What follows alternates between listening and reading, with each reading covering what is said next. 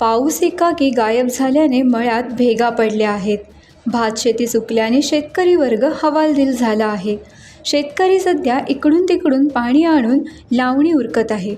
पावसाने मोठी विश्रांती घेतल्याने जिल्ह्यातील विविध भागात जमीन सुकून भेगा पडण्याबरोबर भाताची रोपेही करपायला लागली आहेत. याच पार्श्वभूमीवर कणकवली तळेरे मंत्री नितेश राणे यांनी भेट दिली. याबाबत कृषी अधिकाऱ्यांना सूचना देऊन शासनाच्या माध्यमातून विशेष मदतीसाठी प्रयत्न करणार असल्याचे उपस्थित शेतकऱ्यांना सांगितले. 1 ऑगस्ट पण असं जेव्हा एक्स्ट्रॉर्डनरी जेव्हा विषय येतात, हा वर्ष गेल्या वर्षापासून वेगळा आहे. तो नॉर्मल कोर्समध्ये 1 ऑगस्टला होतो. ह्या वेळची शेतीची परिस्थितीच वेगळी आहे. थोडा वरिष्ठांशी आपण बोलून, मीही बोलतो, आपणही बोला, थोडी स्पेशल केस करता आली तर मागितलं पाहिजे ना. कारण का ही परिस्थिती गेल्या वर्षी नव्हती, मग त्यानुसार 1 ऑगस्ट बरोबर आहे. पण आता जेव्हा अशी पाण्याची परिस्थिती असल्यावर थोडं लवकर करायला पाहिजे.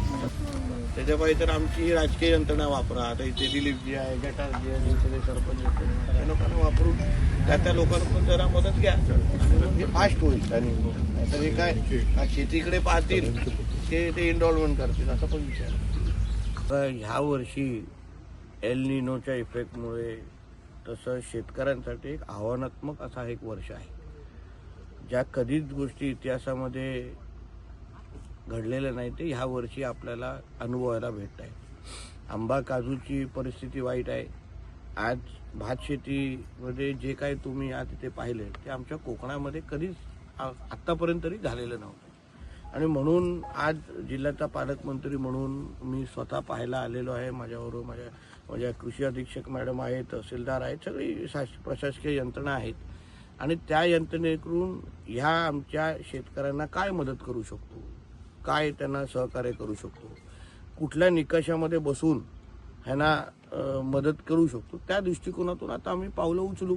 शेवटी शासनाकडे पण असलेले नियम हे त्यांच्यासाठी ही परिस्थिती नवीन आहे. अशा पद्धतीच्या भात शेतीवर ही परिस्थिती येणं हे कुठल्याच अजूनपर्यंत शासनाने अनुभवलेलं नव्हतं. आणि म्हणून आम्ही पण त्याचा अभ्यास करून कुठल्या निकषांतर बसवलं पाहिजे. गेल्या वर्षी जो 15 मेला आलेला पाऊस आजपर्यंत आज ह्या जुलै महिन्यामध्ये अशी परिस्थिती आमच्या कोकणामध्ये आम्ही कधीच पाहिली नाही की पाऊसच नाही. आणि म्हणून ते सगळे निकष कुठल्या निकषामध्ये बसवायचं, कुठले निकष बदलायचे, या सगळ्या दृष्टिकोनातून आता आम्ही पावलं उचलणार आहोत. पंचनामे करण्याचे काही निर्देश दिलेले आहेत, पाहणी हे लोकांनी केलेले आहेत. पंचनामेच्या पलीकडे जाऊन प्रामुख्याने मदत करायची असेल तर त्या कुठल्या निकषांतर्गत बसवायचे ते आमच्यासाठी महत्त्वाचे आहे.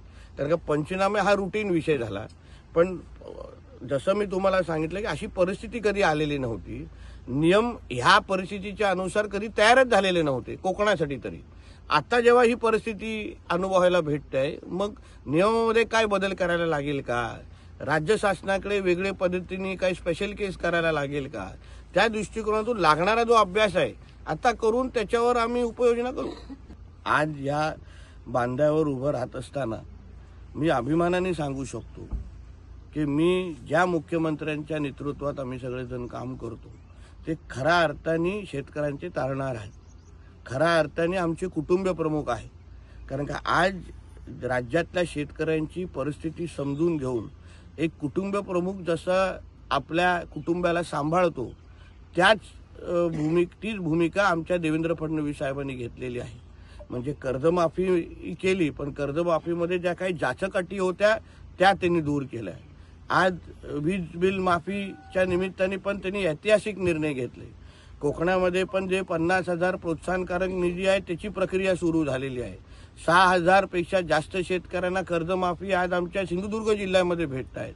म्हणजे अन्य वेळी आपण शेतकऱ्यांच्या बाबतीमध्ये नुसतं घोषणा करत असताना आतापर्यंत विविध सरकाराला बघितलं, प्रमुखांना बघितलं, विविध राजकीय नेते स्वतःला शेती महर्षी किंवा मोठे शेतकऱ्यांचे नेते म्हणून स्वतःला ओळखतात. पण खऱ्या अर्थाने महाराष्ट्राच्या इतिहासामध्ये शेतकऱ्यांना कोणी आधार दिला असेल, शेतकऱ्यांबरोबर कोण कुटुंब प्रमुख म्हणून उभं राहिलं असेल तर ते आमचे मुख्यमंत्री आदरणीय देवेंद्र फडणवीस साहेबच आहेत, ज्यांनी शब्दापलीकडे जाऊन कृतीतून सिद्ध करून दाखवलेलं आहे. टाइम्स डिजिटलला लाईक करा, शेअर करा, सबस्क्राईब करा आणि बेल आयकॉन दाबायला विसरू नका. Times digital.